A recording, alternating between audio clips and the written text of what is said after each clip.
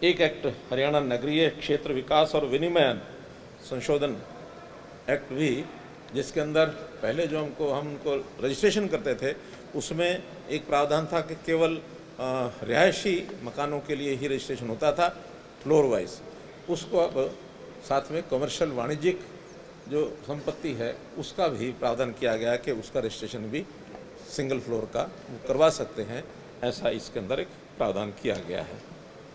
सूचन था कि पहले फ्लोर पर केवल रेजिडेंशियल की प्रॉपर्टी ही रजिस्टर होती थी, अब रजिस्ट्रेशन के साथ साथ अगर वो वाणिज्यिक है तो वो भी हो सकती है, एज द केस में भी। बल्कि जो शब्द मैं बोल रहा हूँ इसको संशोधन के रूप में जब आया था विपक्ष की ओर से, हमने उसको मान लिया, ठीक है, एक वाक्य का विस्तार है ये, एज द केस में भी। आखिर तो या तो वाणिज्यिक है या फिर रेजिडेंशियल है, दोनों में से एक ही होगा, तो उसका रजिस्ट्रेशन जैसा केस होगा वैसा करेंगे। कुछ 3 विधेयक आज पुनर्स्थापित किए गए हैं जिसके ऊपर कल चर्चा होगी, उनको पास किया जाएगा। हरियाणा माल एवं सेवा कर विधेयक, दूसरा हरियाणा खाद्य शोर निरसन विधेयक और तीसरा हरियाणा किशोर धूम्रपान निरसन विधेयक। तो इनको पास कल जो है ये पास किया जाएगा। एक और भी सोनीपत मेट्रोपॉलिटन अथॉरिटी, जैसे हमने पहले GMDA बनाया, फिर FMDA बनाया, फिर हमने पंचकुला PMDA बनाया, अब सोनीपत SMDA, और इसके बाद एक और भी हमने घोषणा की अभी 15 अगस्त को हिसार के लिए HMDA। उसका भी अगले सेशन में हम कोशिश करेंगे कि उसका बिल लेकर के आए।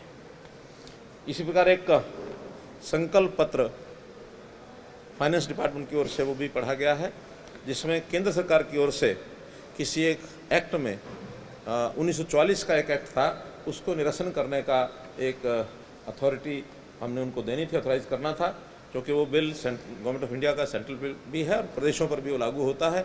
इसलिए हर प्रदेश की असेंबली उसमें एक संकल्प पत्र पारित करके भेजती है, जिसमें एक एक्ट 2006 का बना हुआ है, उससे पहले एक एक्ट 1944 का बना हुआ था।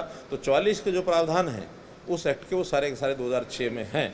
तो जैसे केंद्र में मुहिम चल रही है कि इस प्रकार के जो आउटडेटेड एक्ट्स हैं उनका निरसन किया जाए, उसमें एक एक्ट ये भी था, प्रधानमंत्री जी ने एक मुहिम चलाई है, हमने भी उसके अंतर्गत हरियाणा में कुछ 2 दर्जन भर ऐसे एक्ट्स हैं जिसको निरसन किया है। तो ये एक्ट केंद्र सरकार का उसको निरसन करने के लिए, और हमने उनको अपनी ओर से ऑथराइजेशन हमारा चला गया है। नू की हिंसा पर भी चर्चा कराने के लिए विपक्ष ने कहा, लेकिन चूँकि वो विषय सारा अभी सबजुडिस है, तो सबजुडिस विषय पर एक सीमा से अधिक चर्चा नहीं की जा सकती।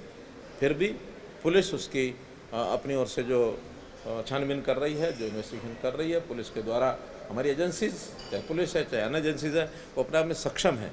जो जो जानकारियाँ उनको मिल रही हैं, वो सारे जो घटनाक्रम की जो हिंसा हुई थी नू में, उसके अंतर्गत जो कार्रवाई करनी वो कर रहे हैं।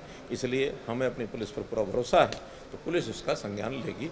ऐसा ये आज का एक विषय सारे हुए थे। एक अनाउंसमेंट वो आज मैंने की है, जैसे बैकवर्ड क्लासेस के इसका प्रावधान किया हमने आरक्षण का सीटों पर, वहीं पिछले कुछ वर्षों से ही चर्चा लगातार चल रही थी कि अनुसूचित जाति को क्लास C और D में ये तो पदोन्नति में आरक्षण है, लेकिन ग्रुप A और B में अभी तक नहीं था।